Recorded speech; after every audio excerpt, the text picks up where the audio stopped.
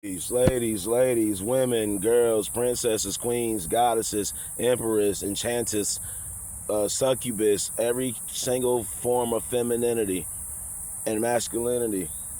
Women, when we say females, when we say what do you bring to the table, I'm gonna give you a story. I'm gonna give you an example of the difference between money and having skills. If a man breaks down in the desert, his car breaks down in the desert, like say he's traveling through Nevada to Vegas and he breaks down in Reno. He has a bunch of money, no cell service, and no idea how to fix his car. Another guy with money passes by and he has no idea how to fix the guy's car. So he continues it and no cell service. So he continues the drive, goes, hey, I'll try to send somebody back for you. The third guy that pulls up doesn't have a lot of money, but he has a truck full of tools, and he knows how to fix. And he knows how to fix a vehicle. So he gets out, fixes the guy with money's vehicle. The guy pays him, tries to pay him money. He goes, nah, I'm good. And then the guy goes, look, man, I'm wealthy. This isn't gonna hurt me. Here, take the money.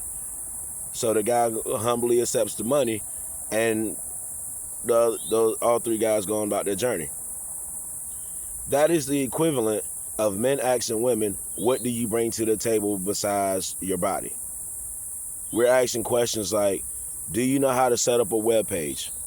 Do you know how to control your temper when somebody says something that you may disagree with? That's when we like, sometimes you just got to be quiet. Because as I've experienced in my life, people go, or I met a psychologist who was like, Anthony, everybody didn't have the teachers you had. So everybody's not going to have the wisdom and the knowledge that you have. Meaning, when I walk into a room of people, let's say half the room was taught racism and to be racist, and the other half was taught racism and to be anti-racist. But they're all there at this banquet to invest in a business. There's going to be different people in the group. Some of the racists will go, man, I'm motivated to work with y'all because I love money. Man, I'm motivated to work with y'all so my kids can have money. Man, I'm motivated to work with y'all so I can have something else that my legacy is attached to, right? And then another person can walk up and go, hey, I'm motivated to work with y'all against my decision of racism because I know that there's good things that y'all can do that goes beyond your skin complexion, right? Two different races are motivated to work with the same business with people that they consider minorities or beneath them for the greater good of what it is they want to personally accomplish. So if I walk into a room with a woman on my arm and a guy goes, I'm going to be honest, I don't really like black people, but you're sophisticated and several of y'all are, so we're willing to work with y'all on this. I don't need my woman going, when we leave, you gonna let him disrespect us like that, talking about he don't like black people, this, that, and the third. He told you to your face he don't like you. And I was like, that's what you heard. What I heard was, I normally don't deal with your kind, but I'll deal with you.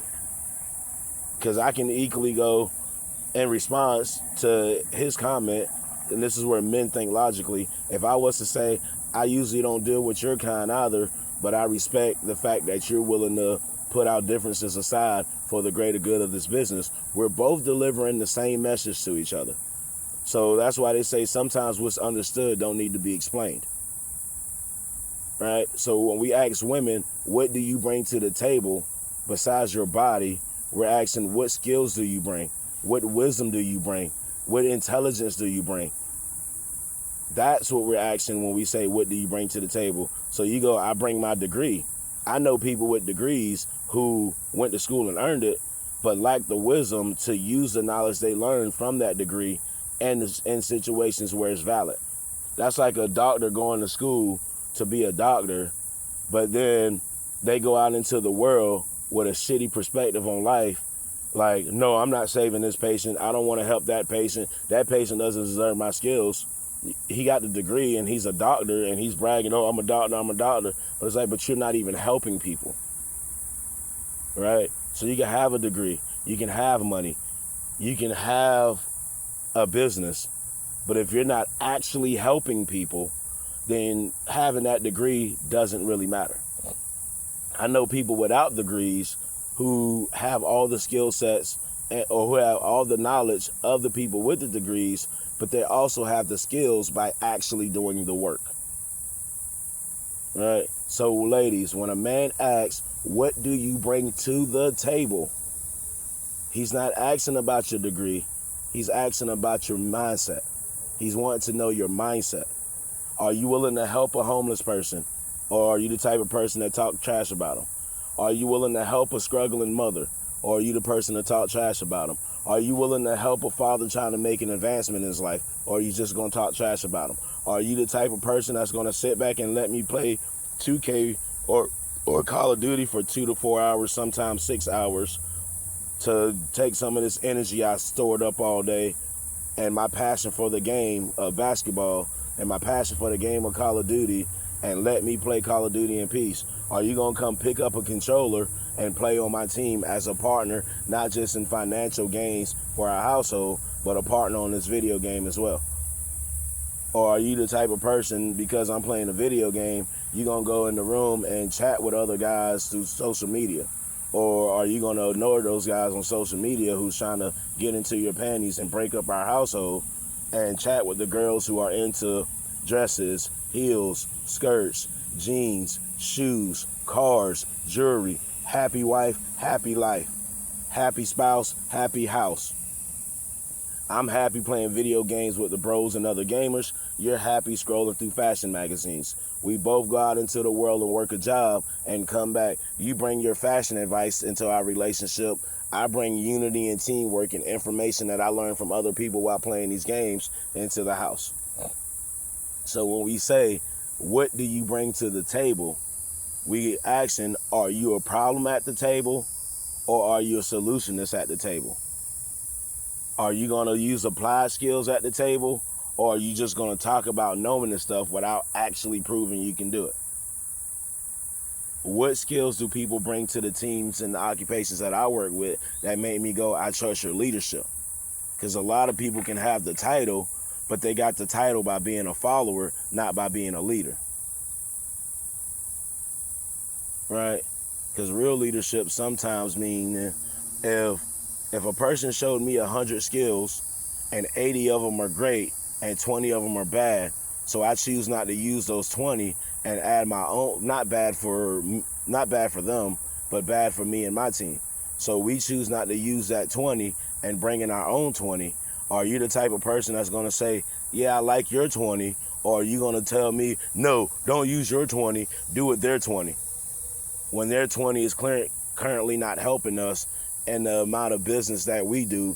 Like let's say I work in a Food Lion and we take care of 1,000 people a day, but the system that was set up in that Food Lion was only set to take care of 100 people a day. I may have to adjust the system to accommodate for that 1,000 as opposed to 100. And I don't want somebody who came from a place where they were accommodating 100 trying to stop me from adjusting it to accommodate to 1,000. So I say again, women, when we ask, what skills do you bring to the table? We literally mean what skills, what mindset, and are you going to be okay with us adjusting what you might have heard before to show you that there's more than one way to do something, and for the mindset that I have, this is the more efficient way. For the mindset that I want to introduce you to, this is the more efficient way. Or are you going to constantly pull away from two becoming one in our relationship because you're already paired with your mom, you're already paired with your dad, you're already paired with your grandparents, you're already paired with your former employers, you're already paired with your former boyfriends. So you're bringing all of their stuff to our relationship, and there's going to be things that they did that I disapprove of. Just like I'm sure there might be things that some of the women I date do that you disapproved of. So if I bring something into the relationship based on what another female taught me, and you're like, I'm not that type of female, I may go, okay, I understand, let's not do that. But if you bring something into our relationship that another dude taught you, and I go, I'm not that type of guy, and you go, well, you should be. Now you're trying to force me to be somebody I'm not. And that's what we call enslavement. And I'm not saying that 10 years from now, 5 years from now, or later in time, that I won't become that type of person. It's just like in this moment and for the next 1 to 2 years, I don't see that being a part of my mindset. Because I know people from the hood who go, I plead the fifth, I'm not telling cops anything. And then I know people from the hood that goes, I'm going to go tell the cops exactly what happened. Because I don't want to get involved. I don't want to be treated like the thugs who are going to plead the fifth.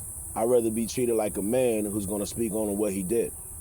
So when I go around the thug homeboys, I speak on what I did. When I go to the cops, I speak on what I did. When I go to the girlfriends, I speak on what I did. When I go to the family members, I speak on what I did.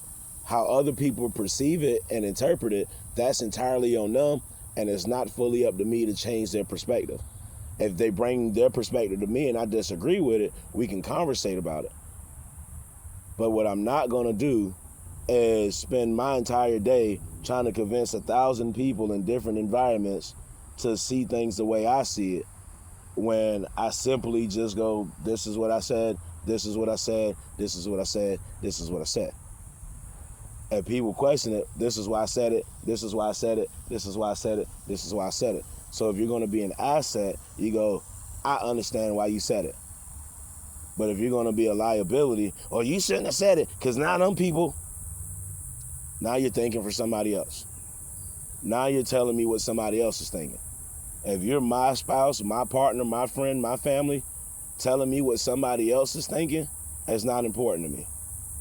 The only time it becomes important to me is if we're in the court of law, and if it hinders my money, if it hinders my intelligence, if it hinders my freedom. That's when it affects me. But if they're just talking, it's unimportant to me. So I'll say again, what do you bring to the table? When men ask, what do you women bring to the table? We literally mean what skills and what mindset do you bring to the table? Are you a person who lifts your spouse up? Or are you a person who tear your spouse down based on what other people have said to you? Because that's what we call silencing the noise. You silence the noise in the background, and now it's me and you. But if you keep bringing the noise from the background, that's not just me and you. That's me, you, and every person in the village that you bring. And as a man who says it many times over, I don't need the crowds to validate myself. The crowds may validate me after seeing me do it, but I've already validated it within self, which is why I went and did it. So we say again, what skills do you bring to the table? What's your mindset like? If you got a terrible mindset, you're a liability. If you got a positive mindset, you're an asset. Positivity to you don't necessarily have to be positivity to me all the time. Positivity for me may not have to be positivity for you all the time in those moments. But if I'm positive about something and you're supporting me and you see the results, then that means you trusted me. If you're positive about something and I support it, then that means we see the results. If you're positive about something and I'm unsure about it, but I trust you, then I'm trusting that we can go do it. And we see the results. If I'm positive about something and you don't trust it, but you trust me, and it brings the good results, two becoming one. So again, when men ask what you bring to the table, you got to let us know what you bring to the table, because we already see what we see you bringing to the table. We want to know what are those hidden gems inside of you that you're bringing to the table.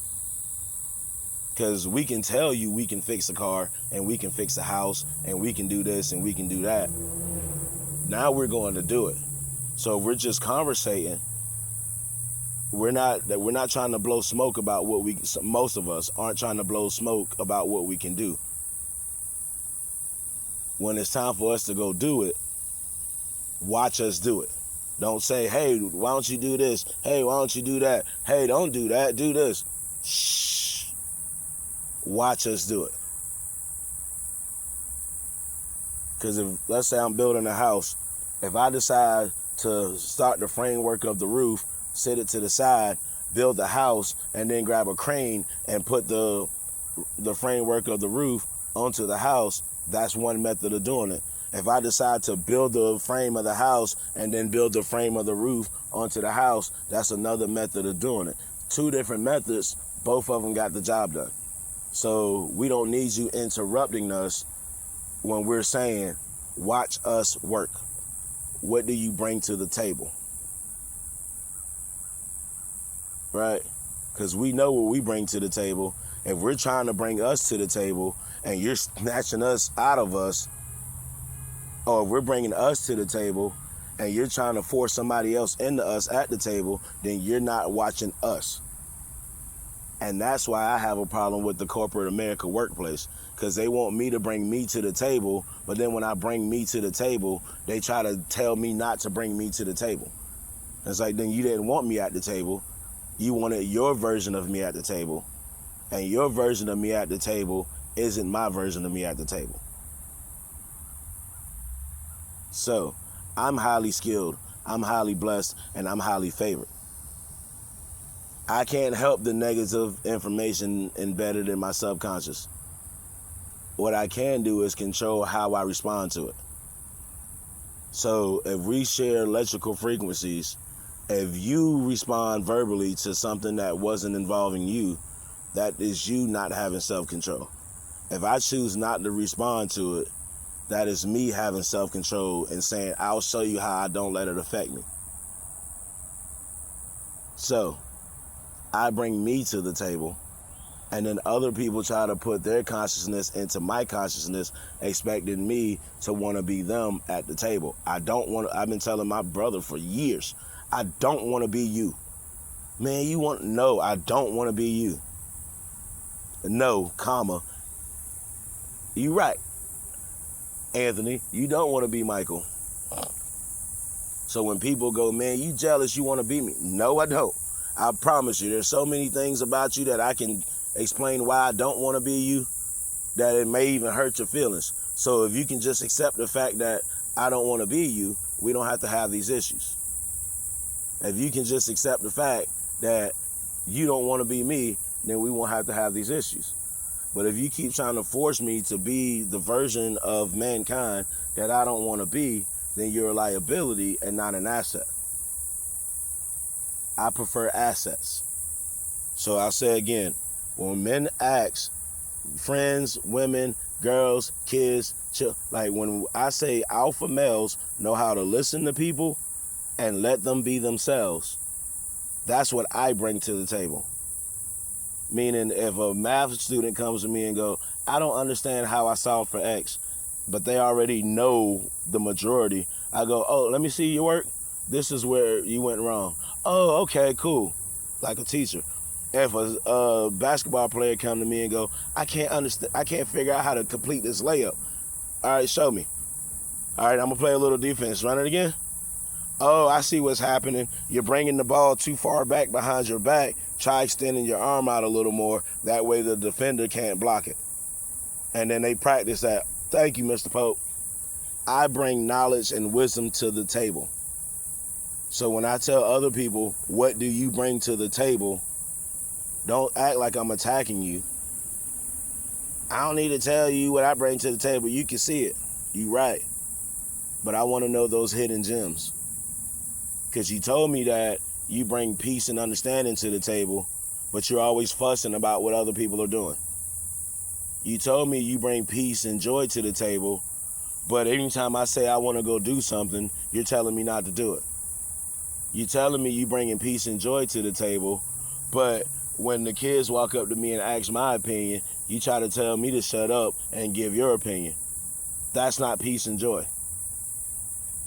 That is disruption. So I'll say again, when people ask why I consider myself the greatest person of all people that I've met, it's because I have actual wisdom. Jesus, Moses, Gandhi, Muhammad, Anthony Antonio Jerome Pope.